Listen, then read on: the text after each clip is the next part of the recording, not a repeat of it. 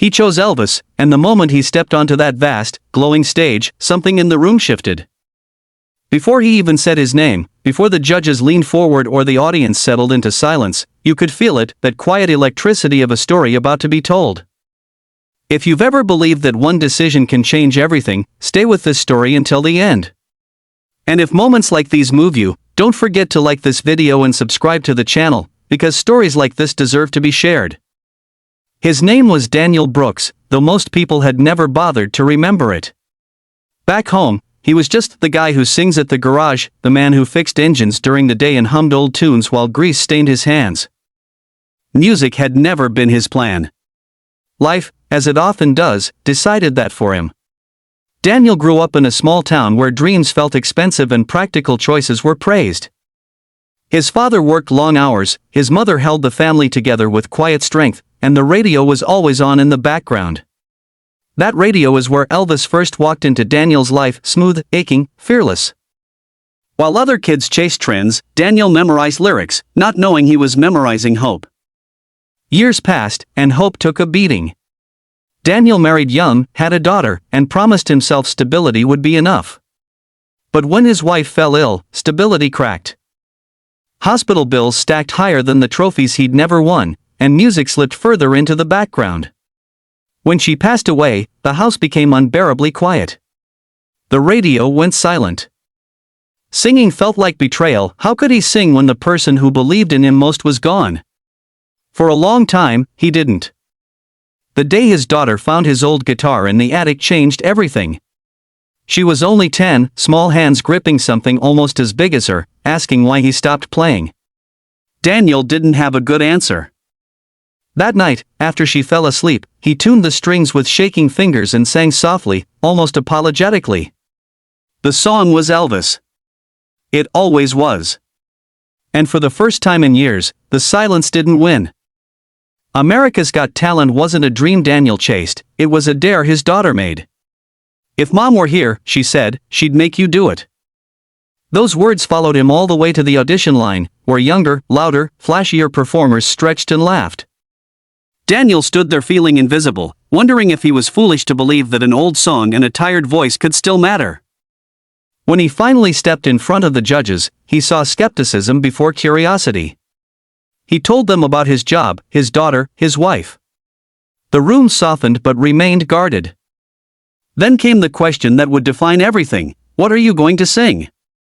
Daniel swallowed, feeling the weight of every safer choice he could make. Modern songs. Big notes. Crowd pleasers. Instead, he said, Elvis. There was a pause, brief, dangerous. Some smiles. Some raised eyebrows. A risk had been taken. The first note wasn't perfect. It cracked, just slightly. But it was real. As the song unfolded, Daniel wasn't performing anymore, he was remembering. The way his wife used to sway in the kitchen. The way his daughter fell asleep on his shoulder. The way music once made him feel less afraid of losing things. The audience leaned in. A judge blinked back tears.